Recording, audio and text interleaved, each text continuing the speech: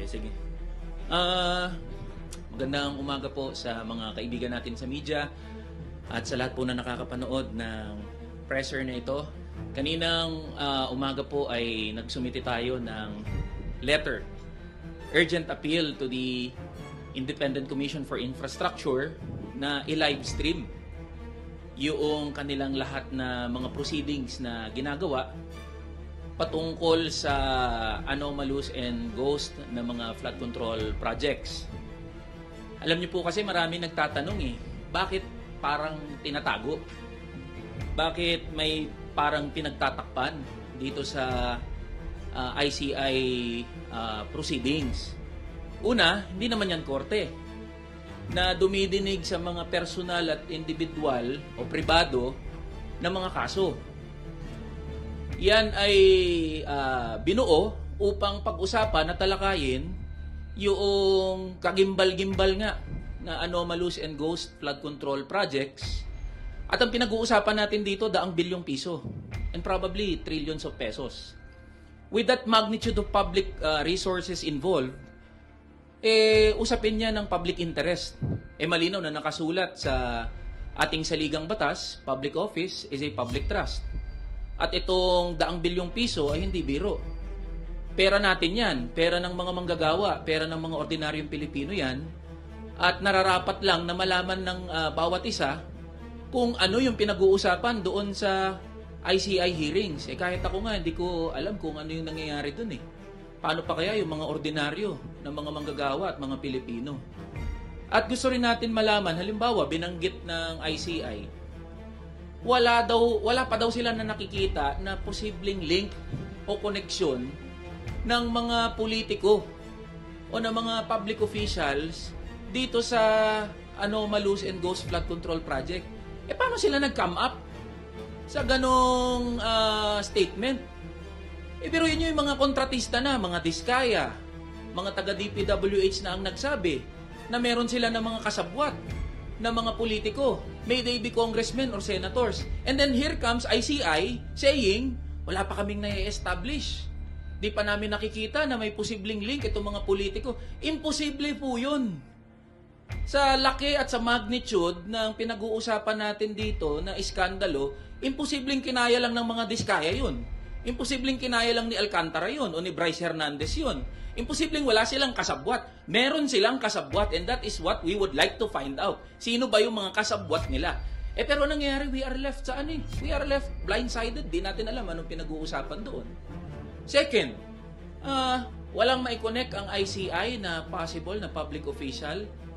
Zaldico, say for example, he was the APRO chair sa last Congress.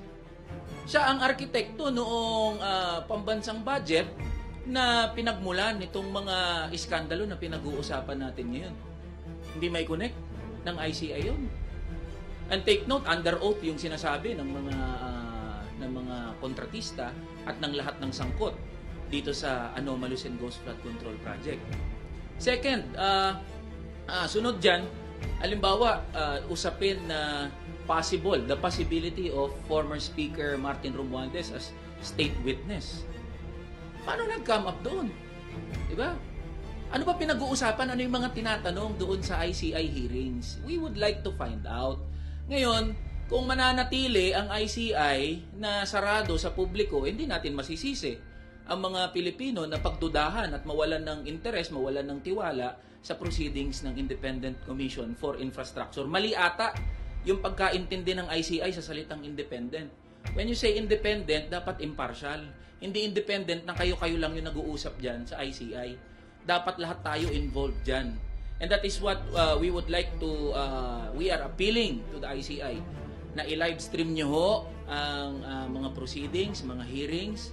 Gusto naming malaman anong pinag-uusapan nyo dyan. Gustong malaman ng mga manggagawa at ordinaryong Pilipino kung papaano yung takbo ng ICI hearings.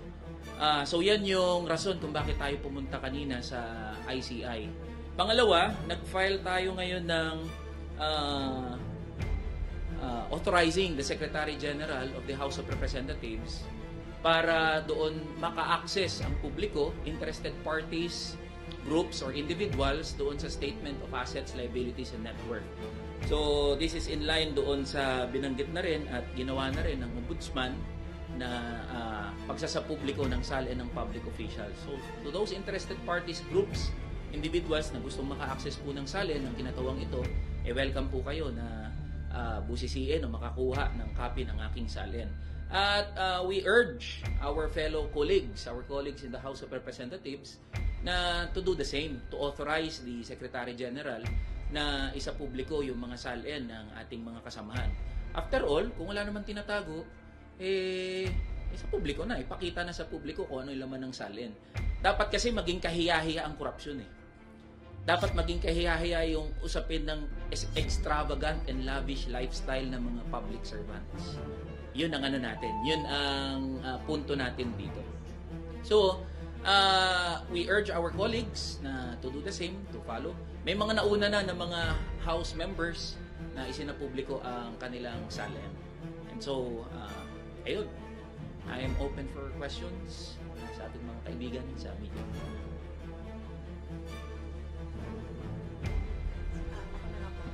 Yes po. Kung dun muna sa ICI po. So kahapon po nag-withdraw na nga daw po ng cooperation ng mga Diskaya from cooperating with the inquiry. Doesn't this hammer home the point na toothless or useless yung ICI? Kasi for one, hindi na nga public yung hearings. At pangalawa, kayang mag-walk away ng mga Diskaya from cooperation with the Yes, tama. Walang pangil, walang kapangyarihan yung ICI. Nagiging isang malaking PR na lang yan. At hindi natin masisisi yung mga tao kung tinitignan yan na parang nag-whitewash na lang. O parang may pinoproteksyonan na kaalyado ng administrasyon. Uulitin ko, sa laki nga, sa magnitude ng public resources involved. Ba't wala pa napapakulong hanggang ngayon? At very consistent naman kami doon sa sinasabi namin, along with other minority members, na kung gusto talaga ng administrasyon na may mapanagot, even without the ICI, the President can mobilize the entire instrumentalities of the government. Ombudsman, NBI, lahat pakilusin niya. Ang dami nang po pwedeng tuntungan meron ng mga pronouncement under oath, yung mga kontratista, meron na rin mga publicly available documents, so we can establish a case. Ang problema hanggang ngayon, yan pa rin. Pahaba ng pahaba yung mga hearing, mas nalilito ang mga tao, ano na ang nangyayari. So, tapos sinabi pa ni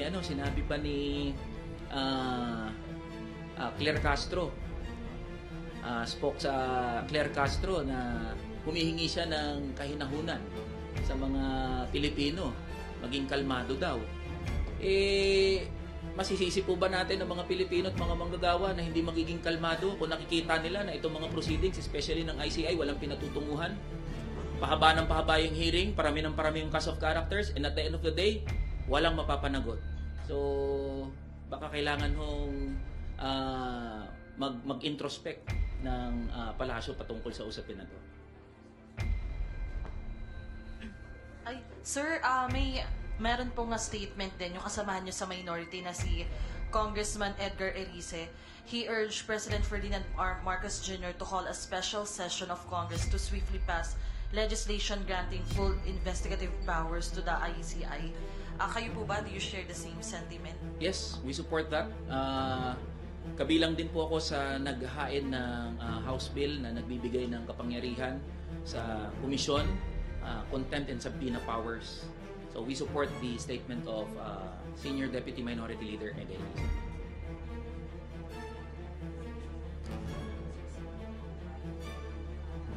Sa tingin niyo po, yun pong pag-refuse ng mag-asawang Discayas na makipag-cooperate sa ICI, mahihikayat din yung ibang witnesses at saka yung iba pa pong mga ipapasabina na tumanggi rin makipag-cooperate sa ICI dahil wala nga pong sapat na kapangyarihan yung ICI. Yes, tama yun.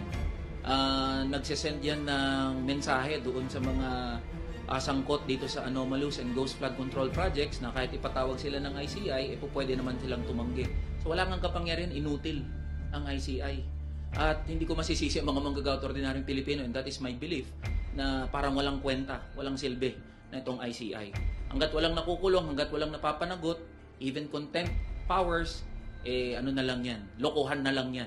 Yan nangyayari dyan sa ICI. Again, That is our challenge to ICI. I-live stream nyo kung wala kayong tinatago. I-live stream nyo yan. Hindi sapat na sasabihin yung nakatape. Hindi sapat na every hearing, lalabas na lang yung executive director at magre-report anong inabot ng ICI proceedings.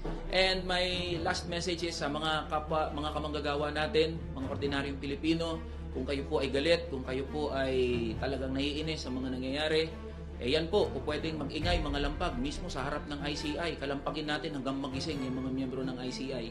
Huwag po natin hayaan na makalimutan na lang itong issue na to. We encourage and we support lahat ng pagkilos ng mga manggagawa at ordinaryong Pilipino, kahit anong grupo, kahit anong kulay. This representation is encouraging mass protests patungkol dito sa korupsyon at issue ng anomalous and ghost flood control project.